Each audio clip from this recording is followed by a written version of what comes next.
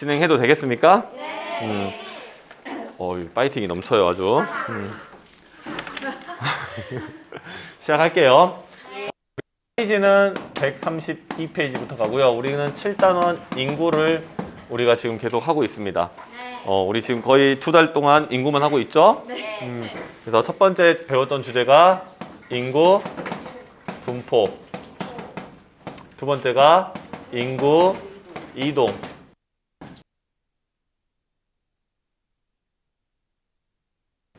이 안에서 우리가 4가지 주제를 배울 건데, 첫 번째 개념과 용어, 그 다음에 인구, 변천, 모형. 이게 인구 문제 1이고요. 세 번째, 세계의 인구 문제. 네 번째, 우리나라의 인구 문제. 이게 인구 문제 2번입니다. 그래서 오늘은 3번과 4번 진행을 할 예정입니다. 우리나라의 인구 문제와 세계의 인구 문제, 이거를 진행할 예정이고요. 첫 번째, 이제 세 번째 주제가 되겠죠. 세계의 인구 문제.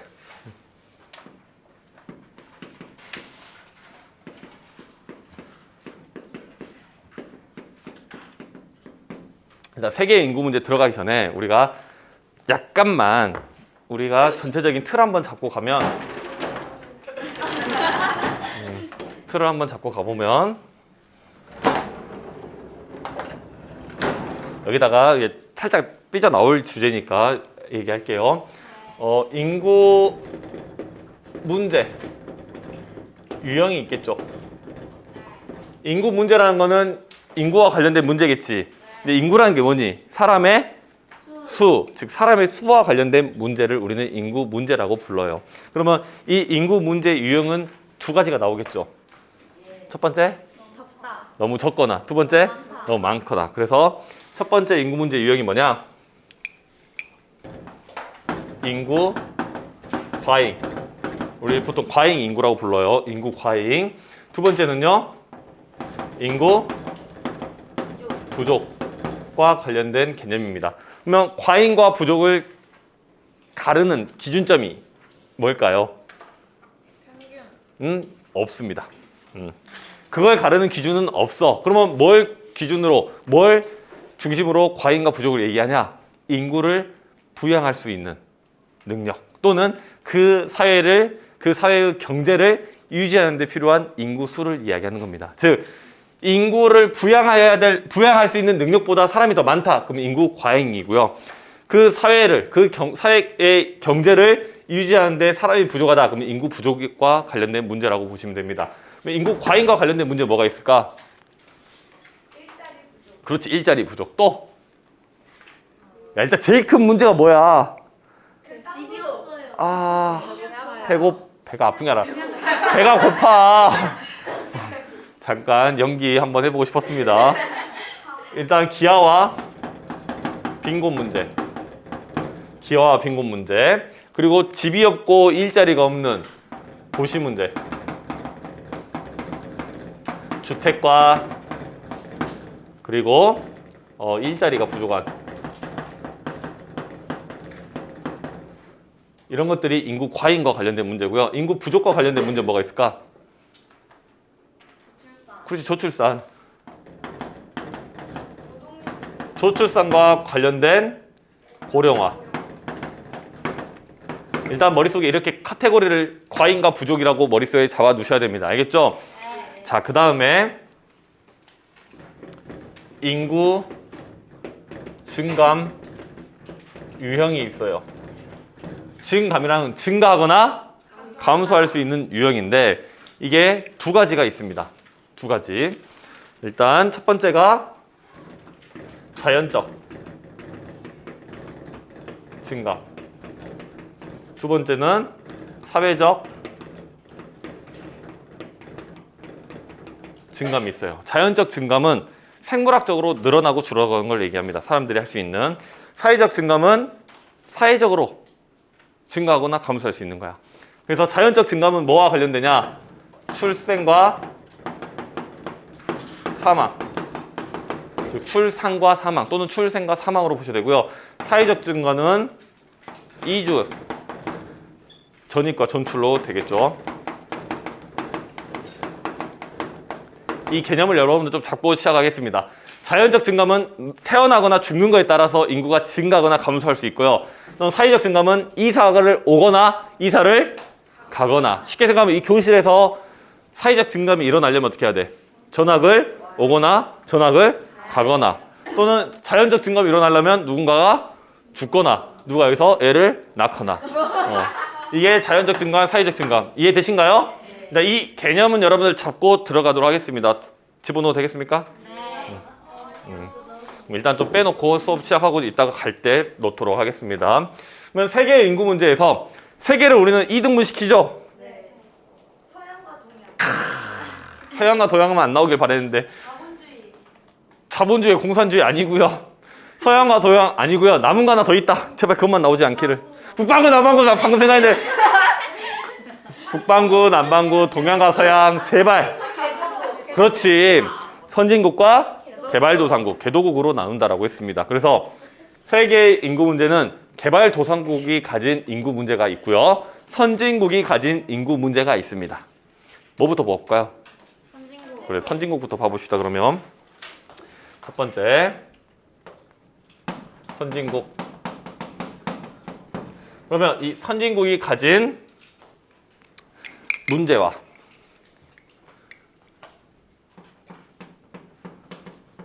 원인과 그다음에 대책이 있겠죠. 선진국이 가진 문제와 원인과 대책. 선진국은 두 가지 볼 겁니다. 두 가지. 첫 번째, 무슨 문제부터 볼까? 선진국은 인구 과잉일까, 인구 부족일까? 인구 부족과 관련된 문제겠죠? 두 가지 다 나왔네요. 그렇죠. 저출산과 고령화 문제입니다. 첫 번째, 저출산. 우리 여기서 아무나 불러가지고 저출산에 대해서 이야기해봐라 하면 한마디쯤은 다들 할 수 있습니다. 왜냐? 하도 TV에서 많이 나오니까. 저출산의 원인이 뭐라고 생각해? 애를 안 낳는 게 현상이야. 결혼을 안 해. 또 왜 애를 안 낳습니까? 돈이 없고. 왜 애를 안 낳습니까? 키우기도 힘들고요. 그러니까 누구를 잡고 물어봐도 다들 한마디씩 할 거야. 집값이 비싸요. 애가 말을 안 들어요. 학원비가 비싸요. 애를 왜 낳죠? 내가 혼자 행복한데? 이런 이야기를 다 할 수 있을 거란 말이지. 그러면 교과서에서 말하는, 즉 우리가 이야기하는 건 현실 사회야. 사회마다 조금씩 저출산의 원인은 다를 거야. 우리는 지금 그냥 저출산이라 부르지 않고요. 우리나라는 현재 초저출산. 그래서 옛날에는 2명, 3명씩 낳다가 또는 3명, 4명씩 낳다가 이제 2명, 1명으로 줄어들었을 때 그 원인을 이야기하는 겁니다. 그럼 첫 번째 원인 뭐가 있을까? 높은 물가! 잠깐 들어가 계시고요.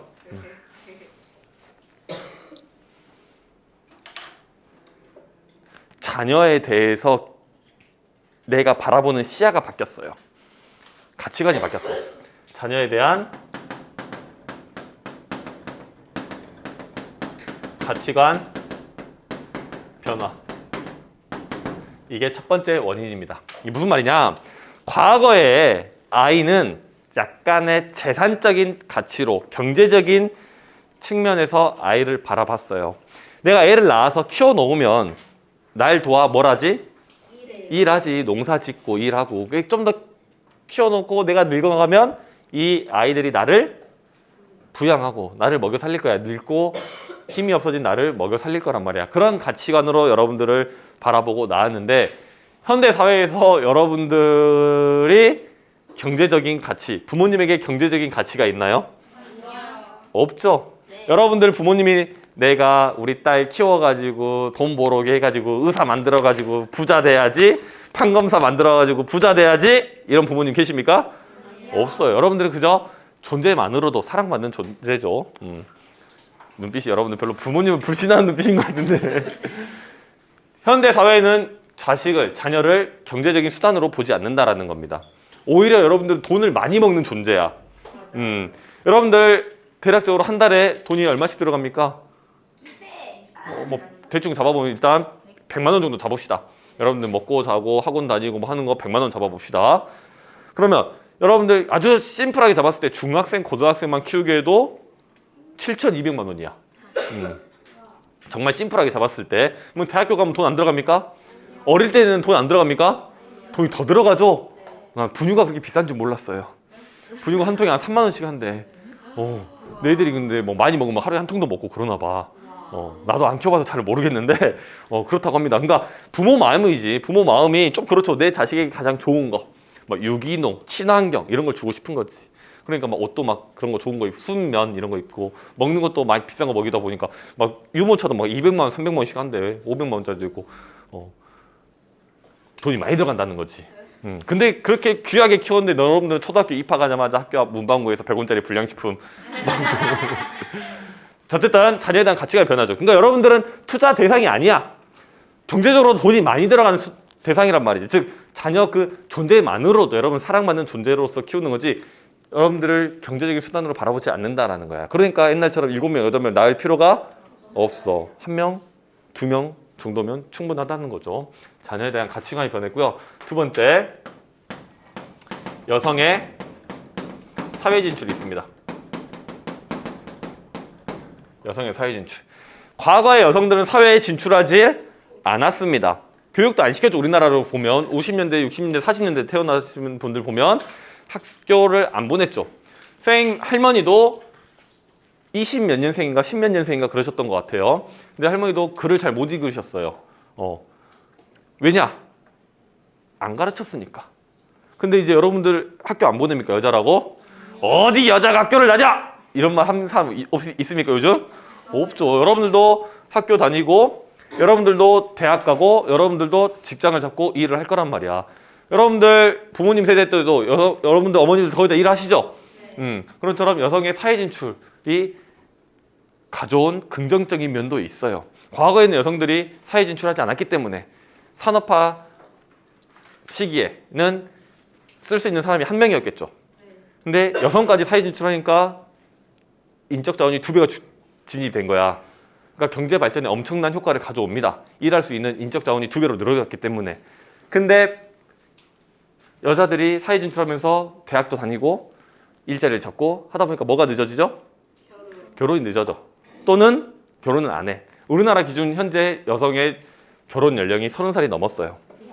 여러분들이 지금 살아온 만큼 살아야 결혼이 한다는 거죠. 남자는 34살이 넘었습니다. 그러니까 여러분들 옆에 있는 친구들은 한 20년 정도는 더 사셔야 결혼이라는 걸 할 수 있다는 거야. 이게 뭐가 문제냐? 가치관이 바뀌었죠. 내가 돈이 있고 내가 사니까 굳이 내가 결혼 안 해도 산다는 생각이 일단 1번이고요. 결혼을 해도 모두가 안정적인 직장을 갖는 건 아니잖아. 내가 경력이 단절되고 내가 회사를 그만둬야 될 수도 있다라는 거야. 그런 걸 원치 않는 사람들이 많죠. 세 번째로 아이를 출산할 수 있는 기간 자체가 줄어들어 버렸습니다. 옛날에는 20대 초반 이렇게 결혼을 하니까 생물학적으로 아이를 낳을 수 있는 기회가 20년 정도 있죠. 근데 30살이 넘어서 하니까 아이를 낳을 수 있는 기간 자체가 10년 정도로 줄어버리는 거야. 그러니까 그런 것들을 토탈하다 보니 아이들을 적게 낳는 저출산으로 가게 됐다는 거죠. 이해되신가? 네.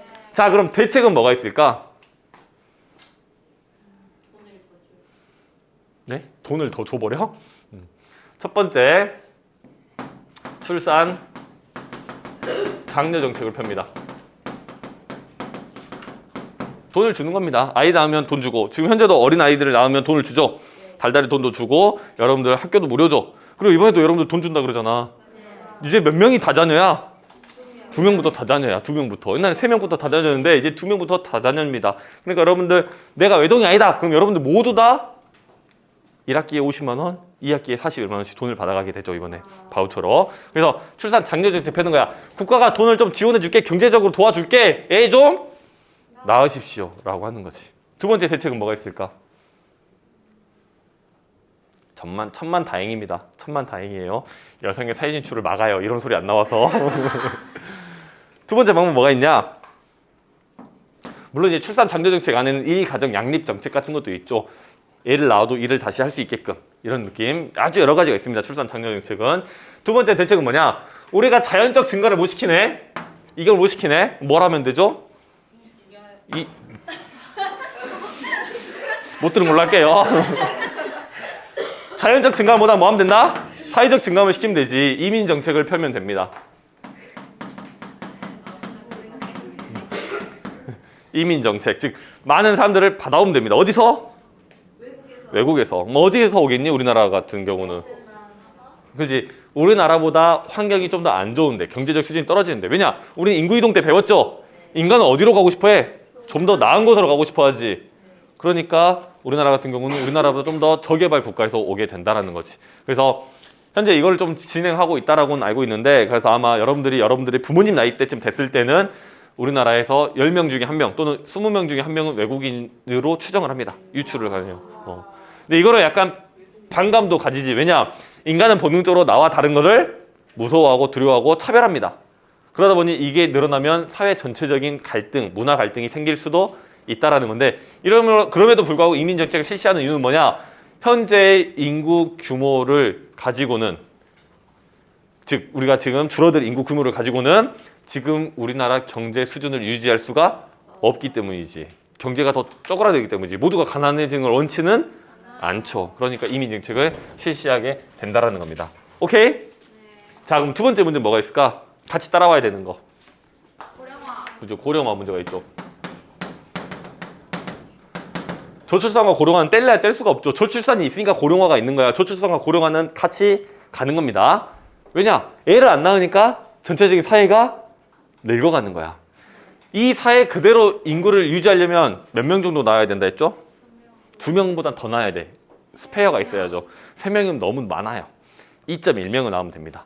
우린 그거를 대체 출산율이라고 불러요. 통계니까 20명의 커플이 21명의 아이를 낳으면 된다라는 거죠. 그래서 그걸 대체 출산율이라고 부르고요. 그건 2.1명입니다. 그러면 이 사회 그대로 유지가 된다라는 거야, 인구가. 근데 우리나라 지금 몇? 0.6 정도 되죠. 작년에 0.78이었거든요. 0.6 정도 찍고 있다라고 하죠. 그래서 늙어가는 거야. 뭐 원인은 뭐냐? 저출산 가져오도 틀린 말은 아니죠. 네, 좀 더 다른 걸 가져올게요. 왜 사람들이 안 죽어? 왜 늙어? 의료 기술이 발달했죠.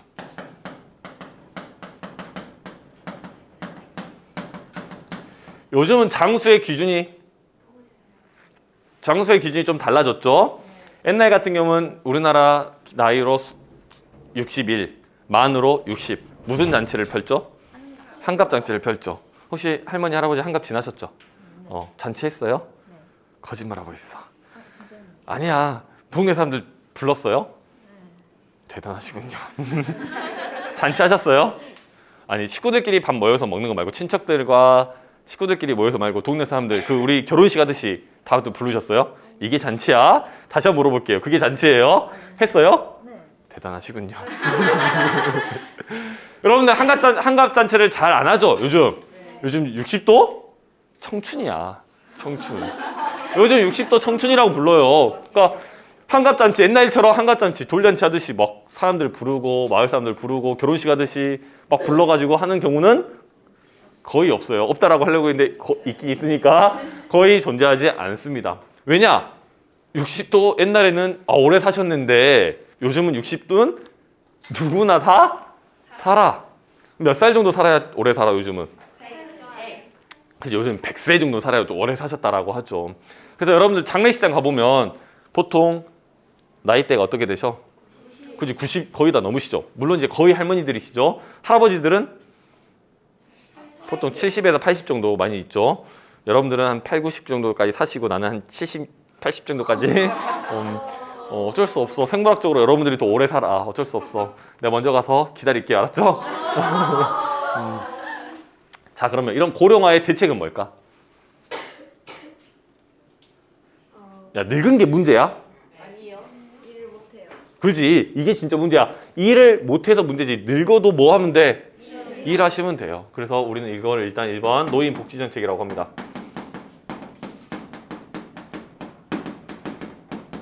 그래서 정년을 연장시킵니다. 뭐 60살 은퇴하시려고요? 어딜 감히 좀 더 하시다 가셔야죠. 그다음 노인 일자리, 연금 이런 것들을 우리는 노인복지정책으로 펼쳐요. 그러니까 이 사람들이 쉬지 않고 더 일을 할 수 있게끔, 즉 사회 경제 활동 인구로 들어오게끔 하면 정책을 펴니다. 이해되신가? 또는 이 사람들이 노인 빈곤하지 않게, 이 사람들 돈이 없고 가난해지면 사회 문제가 되겠죠. 사회가 불안정해지겠죠. 그리고 소비할 수 없는 존재가 돼버리겠죠. 그러니까 기본적으로 연금을 주는 거야. 뭐 하시라? 소비하셔라, 일하셔라. 이렇게 노인 복지 정책을 펼치게 된다는 거죠. 이해되신가요? 천만 다행이군요. 어디만 가니까 의료기술의 발달을 멈춰요.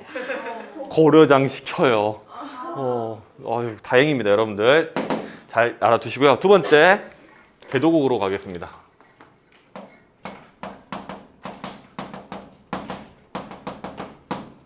개발도상국으로 가고요. 개발도상국의 문제 원인 대책 가겠습니다.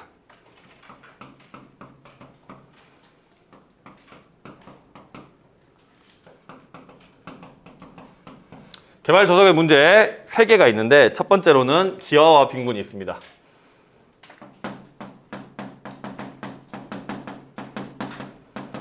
즉 식량 문제에 허덕인다는 거지. 그 원인이 뭐냐면 인구 성장 속도가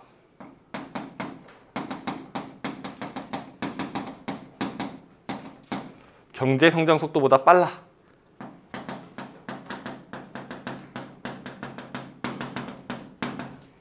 이게 무슨 말이냐 하면 인류 전체에서 생산되는 식량의 양은 부족하지 않습니다. 모두가 나눠 먹기에도 남아요. 그런데 이 빈곤한 나라의 사람들은 식량 경쟁을 합니다. 누구랑 경쟁을 하냐면 짐승과 경쟁을 해요. 이 짐승은 어떤 짐승들이냐면 소, 돼지 이런 것들과. 이 소, 돼지는 누구를 위해 길러지냐면 선진국의 부유한 사람들을 위해서 길러지는 것과 경쟁을 한다는 거야. 그래서 곡물을 두고 식량을 두고 경쟁을 하는 거죠. 근데 소와 돼지는 사료를 먹는데 이 사료는 곡물로 만들어지는데 소를 고기 1kg 얻기 위해서는 곡물이 1kg 들어가면 안 나오죠.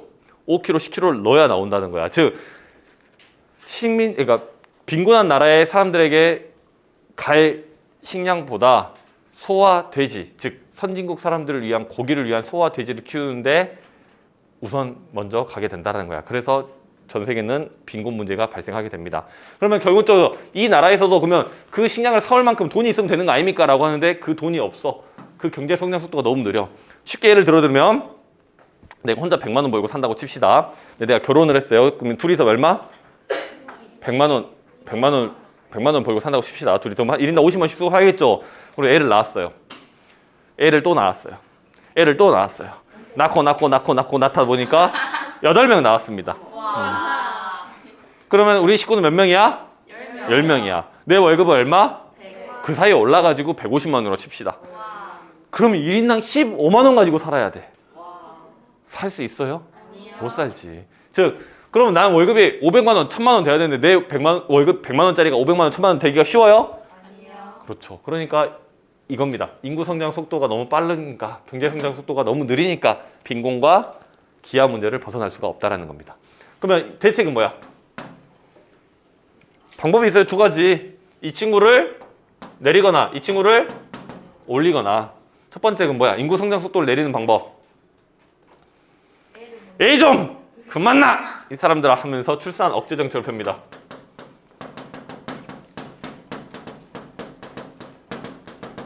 에이 좀 그만 낳으시고요. 두 번째, 경제 성장 속도를 올릴 수 있는 방법 뭐가 있어?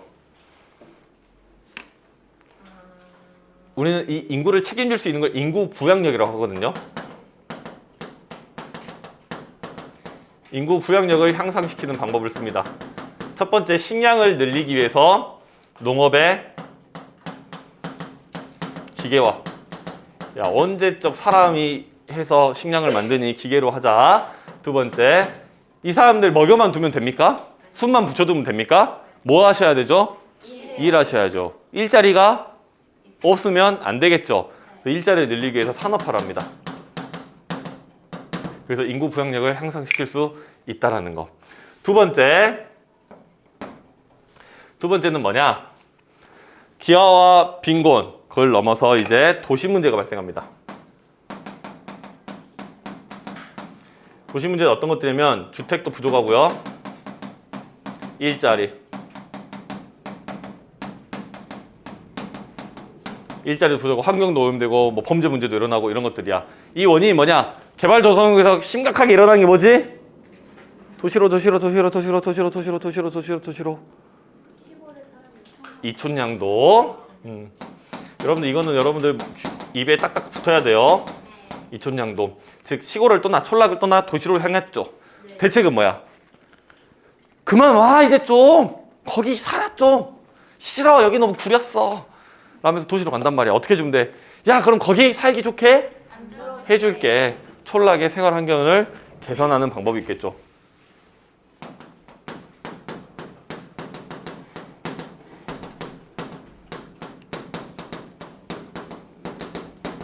촌락 거기서도 좀 살 수 있게끔 개선을 하는 겁니다.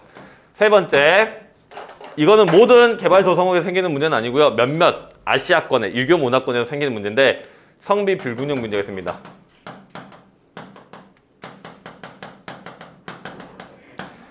남성과 여성의 비율이 맞지 않는다라는 거지.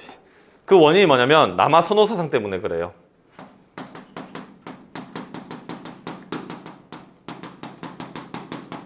남아 선호 사상.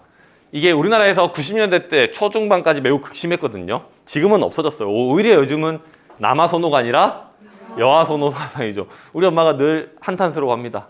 우리 엄마는 딸을 낳지 못했거든요. 아들만 둘입니다. 그러니까 이제 우리 엄마가 할 때마다 내가 딸을 낳았어야 됐는데 라고 하면서 그래요. 일단 남아 선호 사상이 높았었어. 왜 그러냐면 우리나라 입장에서 90년대 때면 되면 출산율이 2 밑으로 떨어져요. 1.5 정도 되거든요.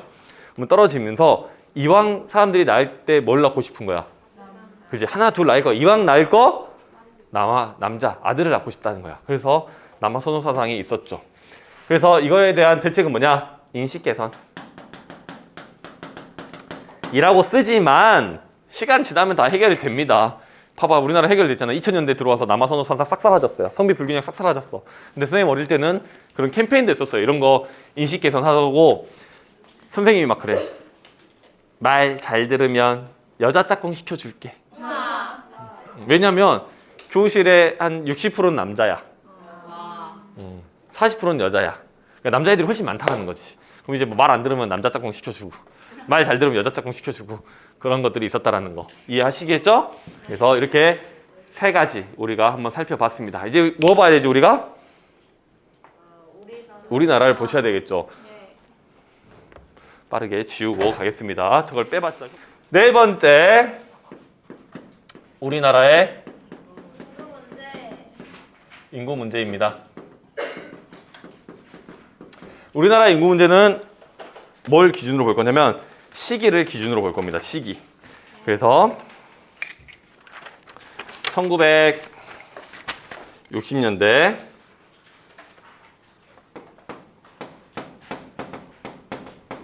그다음에 1970년대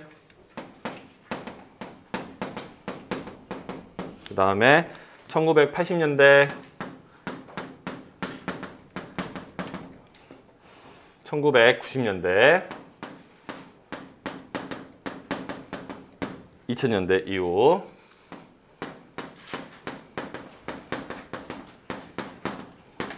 이렇게 나눠서 볼 거고요. 그래서 여기와 관련된 건 뭐냐? 인구 정책.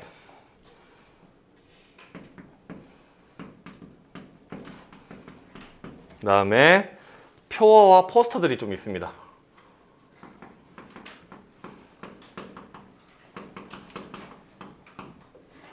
그다음에 합계 출산율을 좀 우리가 마지막으로 볼게요.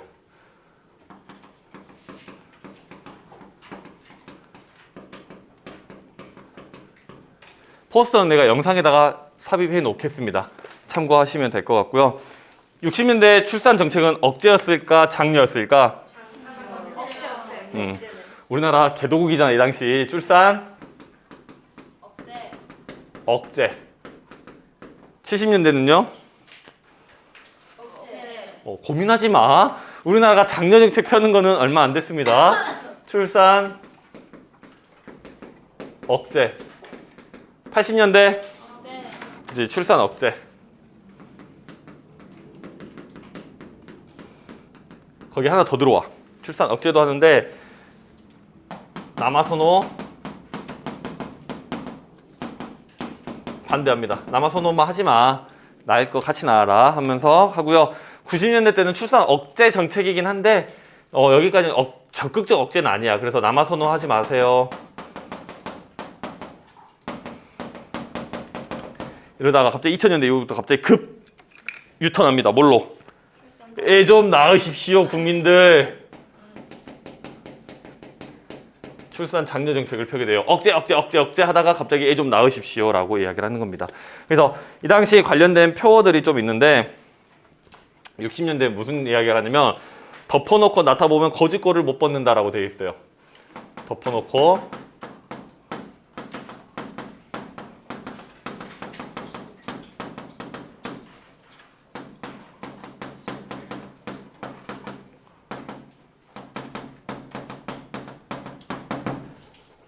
나타보면 거짓골을 못 벗는다. 즉 인구 성장률을 좀 억제하십시오.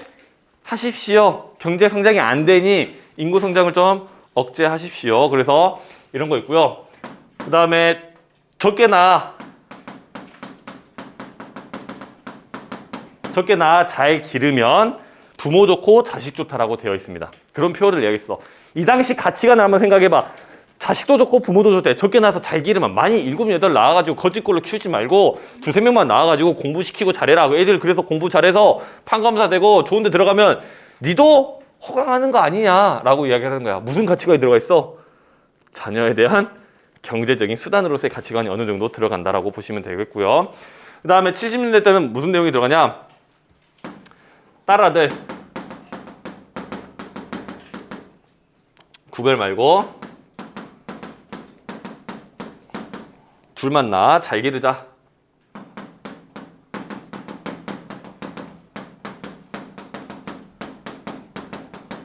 즉, 야, 너 아들만 낳으려고 하지 말고 그냥 둘만 낳아서 잘 길러라 라고 되고요. 80년대 때는요, 둘도 많다. 하나만 낳으십시오. 그 다음에 삼천리는 1000만 원.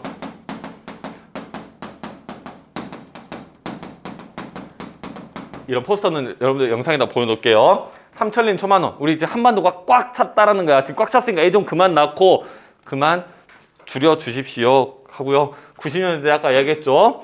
선생님 착한 일 하면 여자 짝꿍 시켜주나요? 이런 것들.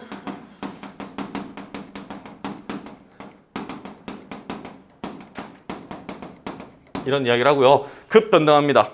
자녀는 평생 선물, 자녀끼리 평생 친구. 자녀는 평생 선물,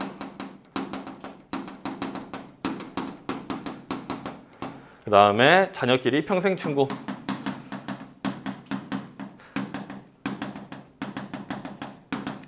이런 내용들이 나와요. 하나 더 나오긴 하거든요. 자녀에게 가장 큰 선물은 동생입니다. 왜냐하면 하나만 낳아. 그러니까 하나에서 둘 좀 낳으십시오. 이렇게 가는 겁니다. 그럼 우리나라 학계 출산율이 어떻게 되냐? 이 당시 6이야, 6. 6명씩 낳는다는 거죠. 엄청나게 많이 낳죠. 70년대 때는 4입니다. 많이 낳죠. 그러다가 갑자기 80년대 때 떨어져요. 2.12야. 이 2.1이라는 숫자가 우리에게 유의미하죠. 뭐 시험에 유의미한 게 아니라 2.1이라는 의미는 뭐냐? 우리 인구가 유지될 수 있는 대체 출산율인데 80년대부터 2.1로 떨어졌다는 겁니다. 그래서 몇몇 학자들은 80년대 때 우리가 억제 정책을 쓸 게 아니라 장려 정책을 썼어야 됐다라고 이야기를 하죠. 그래서 90년대는 약 1.5 정도 떨어지고요. 이제 2000년대 이후는 1.2에서 지금 0.6 정도까지 가고 있죠. 그래서 학계 출산율이 급격하게 줄어들고 있다라는 거. 그래서 60, 70, 80, 90년대까지 우리나라는 개도국적인 정책을 폈죠. 그리고 2000년대 이후부터는 선진국적인. 그래서 이 당시 문제는 뭐냐? 아까 이야기했던 빈곤과 기아. 우리나라 이 당시 태어나서 얼마나 힘들었겠니? 전쟁 막 끝나가지고 먹고 살기 힘들고. 그러면서 사람들 많이 태어나니까 이 사람들 경쟁도 엄청 심하게 살았어. 이 사람들 70, 80년대 때. 그러면서 이제 90년대 때는 많이 줄어들죠. 근데도 출산율이 줄었음에도 사람들은 많아. 자, 그럼 여기서 문제. 왜 여기서 출산율이 줄었는데도 사람이 많냐? 여기서 워낙 많잖아. 이 사람들이 애를 낳은 거야. 그러니까 워낙 많겠죠. 베이비 붐, 에코 베이비 붐. 메아리라고 하죠. 그러니까 100만 명씩 태어났으니까 줄어들었는데도 70만 명씩 태어나요. 근데 2000년대 이후는 출산율이 줄어들죠. 우리나라 출산율 그래프를 그려보면 이렇게 나오고 있거든요. 그러면 여기서 질문. 총 인구는 줄어들고 있을까요? 늘어나고 있을까요? 그렇죠. 왜? 아니요. 안 죽어. 안 돌아가신다고. 출산율이 2.1 이하로 떨어졌어도 우리 인구는 증가하고 있어요. 출산율이 1.2, 0.6을 찍었어도 우리 인구는 줄었다 늘었다 하면서 대체적으로 완만하게 상승하고 있습니다. 최근까지도 인구가 계속 상승하고 있었어. 그래서 출산율이 줄어든다, 인구가 줄어든다, 땡. 이해되신가? 내 월급이라고 생각하시면 됩니다. 내 월급이 줄어들었지만 내 통장 잔고는 내 소비보다 적으면 통장 잔고는 늘어나지. 내 월급이 100만 원인데 50만 원으로 줄었어. 근데 나 한 달에 30만 원만 맞고 살아. 옛날에 인구가 확 증가했지만 이제 20만 원씩은 늘어나는 거잖아. 그래서 출산율은 줄어들었지만 인구는 늘어나고 있다. 출산율이 줄어드는 게 인구의 감소를 의미하는 거는 아니다라고 이해하시면 되겠습니다. 그러다가 인구가 팍 줄어들겠죠. 이제 노령화 되면서 그분들이 이제 다 가시면. 이해되신가? 여러 번 강조했습니다. 혹시 질문? 인구 피라미드라는 걸 좀 볼 거야. 인구 피라미드.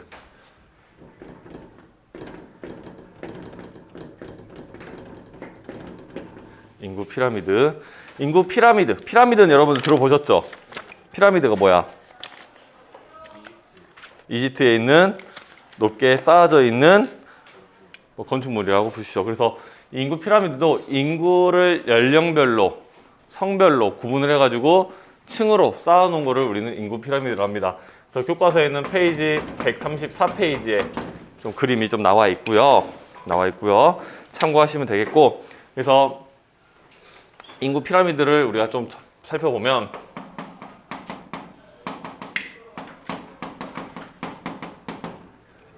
첫 번째 정의. 인구 피라미드의 정의가 무엇이냐 하면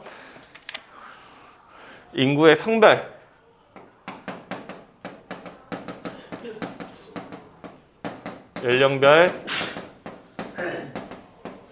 연령별로 이제 구성비를 나타낸 것입니다.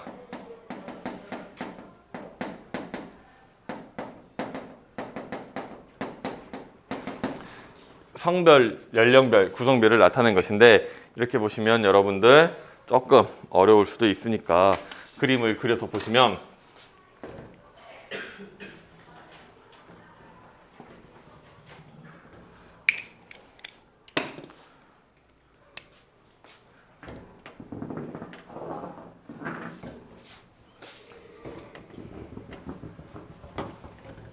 이렇게 일단 표를 보시면 여러분들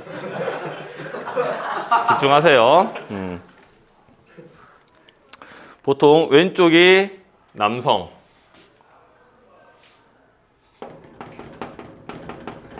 오른쪽이 여성으로 표현을 합니다.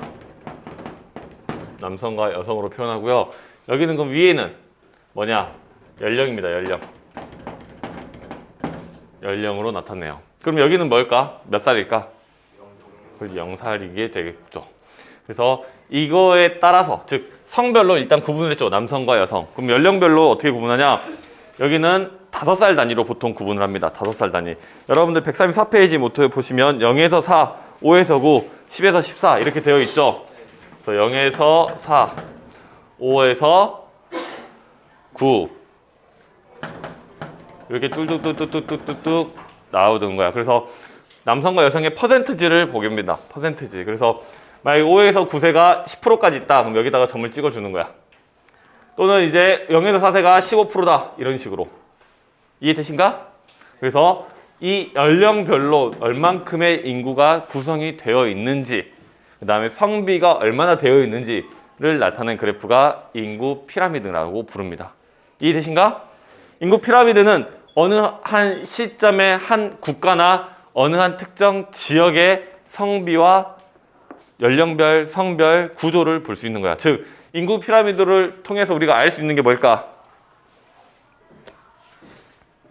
알 수 있는 것.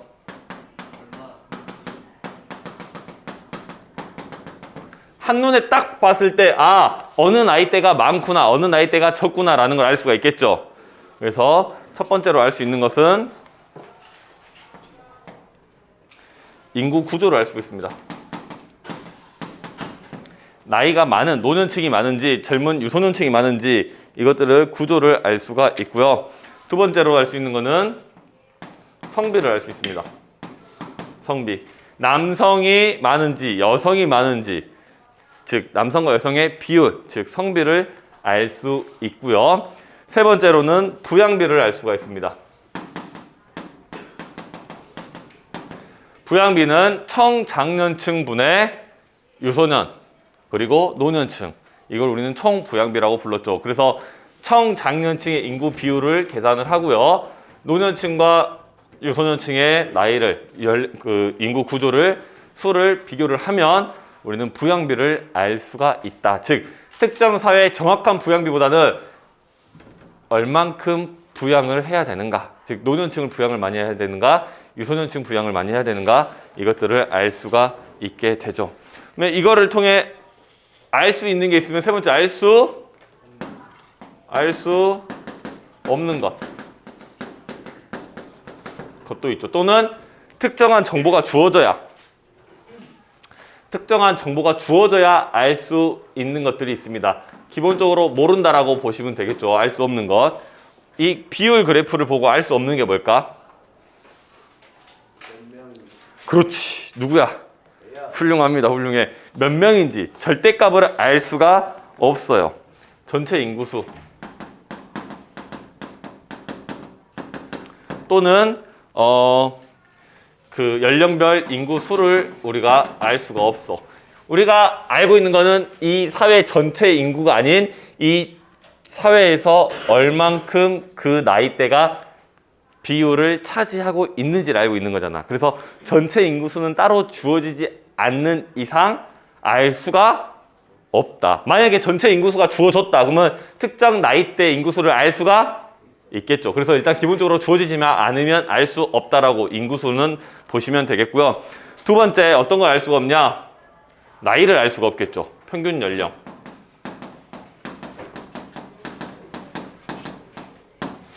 또는 이제 중위 연령 같은 걸 알기가 어렵겠죠. 왜 평균 연령과 중위 연령은 알 수가 없을까? 나이가 나와 있는데. 일단 인구수도 몰라. 일단 첫 번째. 두 번째, 나이는 몇 년 단위로가? 1년 단위로잖아. 우리는. 너 나이 4년에 한 살씩 먹어요?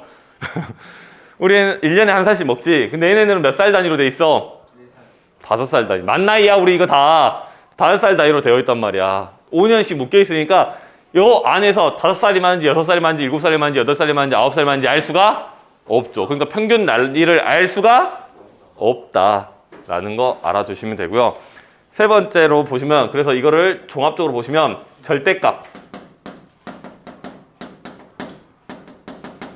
절대값은 알기가 어렵다라고 정리하시면 되겠습니다. 그래서 여러분들이 고등학교 가시면 이 인구 피라미드를 자주 보시게 될 거야. 종종 자주 보시는데 이걸 가지고 인구 피라미드 자체를 물어보는 건 문제가 거의 안 나와요. 이걸 가지고 니네가 정보를 알아내는 걸 나와. 그러니까 뭐 성비를 물어보거나 인구 구조를 물어보거나 부양비를 물어본단 말이야. 보통 인구 피라미드는 한 개를 안 줘. 보통 2개를 줘. 또는 3개를 줘.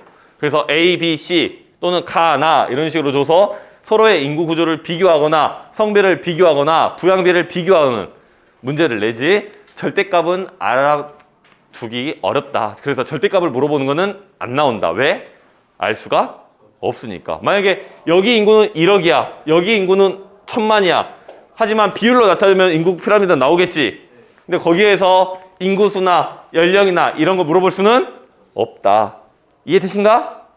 이해돼야 안 돼? 그래서 이거는 정확하게 알아두셔야 돼요. 그래서 여러분들 134페이지에 있는 그래프 한번 보시면 왼쪽과 오른쪽 독일과 앙골라라고 되어 있죠. 이게 작년인가 재작년에 내가 시험에 한번 냈었어요. 인구 피라미드 문제를. 그래서 보시면 앙골라는 유소년층 비율이 높고요. 독일은 노년층 비율이 높지. 그럼 만약에 물어본다고 칩시다. 앙골라와 독일 중 유소년층 부양비는 어디가 더 높을까? 앙골라가 높고 노년층 부양비는 독일이 더 높겠죠. 그럼 앙골라가 인구가 많습니까? 독일이 인구가 많습니까? 그거는 문제가 안 나온다. 서로의 비율을 보는 것이기 때문에. 이해되신가? 고령화 비율은 어디가 높아? 독일이 더 높죠. 그러면 노년층은 성비가 어떻게 돼? 여자가 더 많죠. 그래서 100보다 낮게 나타난다라는 거. 이해되신가요? 그래서 이것까지 보시면 인구 피라미드를 여러분들이 이해하실 수가 있다라고 보시면 되겠습니다. 오케이?